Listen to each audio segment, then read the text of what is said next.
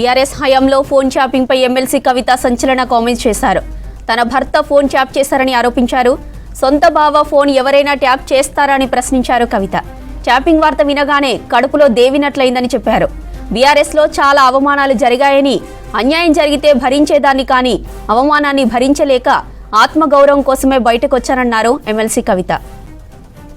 BRS హయాంలో phone tapping పై MLC కవిత సంచలన comments చేశారు. తన భర్త ఫోన్ ట్యాప్ చేశారని ఆరోపించారు. సొంత బావ ఫోన్ ఎవరైనా ట్యాప్ చేస్తారా అని ప్రశ్నించారు కవిత. ట్యాపింగ్ వార్త వినగానే కడుపులో దేవినట్లయిందని చెప్పారు. బీఆర్ఎస్ లో చాలా అవమానాలు జరిగాయని, అన్యాయం జరిగితే భరించేదాన్ని కానీ అవమానాన్ని భరించలేక ఆత్మగౌరవం కోసమే బయటకొచ్చానన్నారు ఎమ్మెల్సీ కవిత. బీఆర్ఎస్ హయాంలో ఫోన్ ట్యాపింగ్ పై ఎమ్మెల్సీ కవిత సంచలన కామెంట్స్ చేశారు. తన భర్త ఫోన్ ట్యాప్ చేశారని ఆరోపించారు.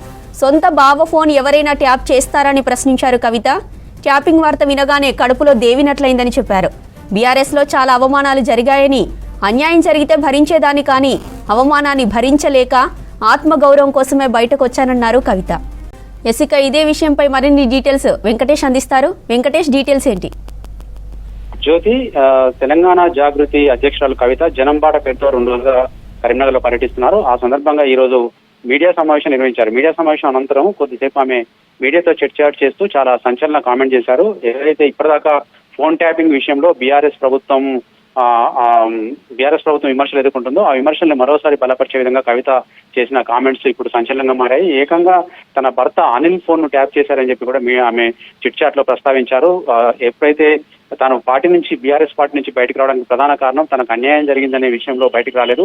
ఒకవేళ అన్యాయం జరిగి ఉంటే ఓర్చుకునేదాన్ని, కానీ తనకు అవమానాలు జరిగినాయని చెప్తూ ఆమె ఈ మాట ప్రస్తావించారు. ఎప్పుడైతే ఫోన్ ట్యాపింగ్ అంశం బయటకు వచ్చిందో అందులో తన ఫోన్ కాకుండా తన భర్త ఫోన్ కూడా ట్యాప్ చేశారని తెలిసిన వెంటనే తనకు ఎంతో బాధ అనిపించిందని, కడుపులో దేవినట్లు అనిపించిందని చెప్పి ఆమె ఆవేదన వ్యక్తం చేశారు. అంత సీరియస్ కామెంట్స్ చేయడం గతంలో కూడా చాలాసార్లు చేసింది. పార్టీలో నుంచి బయటకు వచ్చిన తర్వాత చాలాసార్లు చేసింది. కానీ ఫోన్ ట్యాపింగ్ విషయాన్ని ధ్రువపరిచే విధంగా ఆమె ఈ రోజు చేసిన కామెంట్స్ ఏకంగా కుటుంబ సభ్యుల ఫోన్లను కూడా ట్యాప్ చేసినట్టు చాలా రోజులుగా ఆరోపణలు వస్తున్నాయి.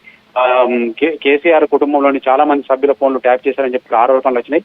ఆ ఆరోపణలను ఇప్పుడు బలపరిచే విధంగా కేసీఆర్ కూతురైన కవిత తన భర్త ఫోన్ కూడా ట్యాప్ చేశారని ప్రస్తావించడం ఇప్పుడు సంచలనంగా మారింది. దీనిపై పార్టీ శ్రేణులు ఎట్లా స్పందిస్తారని చూడాలి. ముఖ్యంగా తాను బయటకు రావడం వెనక ఈ కారణం కూడా ఒకటనేది ఆమె చెప్పారు. తాను రాజకీయ పార్టీ పెట్టిన సంగతి పక్కన పెడితే ప్రజా పోరాటాలను కొనసాగిస్తానని చెప్పుకొచ్చారు. అంతేకాదు, ఇంతకాలం కేసీఆర్ వల్లే తెలంగాణ వచ్చింది అనే మాటను బీఆర్ఎస్ వాళ్ళు కావచ్చు, కుటుంబ సభ్యులు కావచ్చు చెప్తూ వచ్చారు. కానీ ఈ రోజు కవిత ప్రస్తావించిన ప్రెస్ మీట్ లో ఒక కీలకమైన అంశం చెప్పారు. భారత స్వాతంత్ర పోరాటంలో గాంధీజీ పేరును తీసుకుంటూనే తెలంగాణ పోరాటానికి ప్రొఫెసర్ జయశంకర్ అగ్గిరావులు రాజేయడం వల్ల తెలంగాణ వచ్చిందని కూడా ఆమె చెప్పారు. ఈ సందర్భంగా ఎక్కడ కూడా కేసీఆర్ పేరును కానీ కేసీఆర్ వల్ల తెలంగాణ వచ్చిందనే అంశాన్ని కూడా ఆమె ప్రస్తావించలేదు. అట్లా ప్రస్తావిస్తూనే చిట్ చాట్ లో మాత్రం సీరియస్ గా ఫోన్ ట్యాపింగ్ అంశాన్ని మరోసారి ఎత్తి చూపారు జ్యోతి.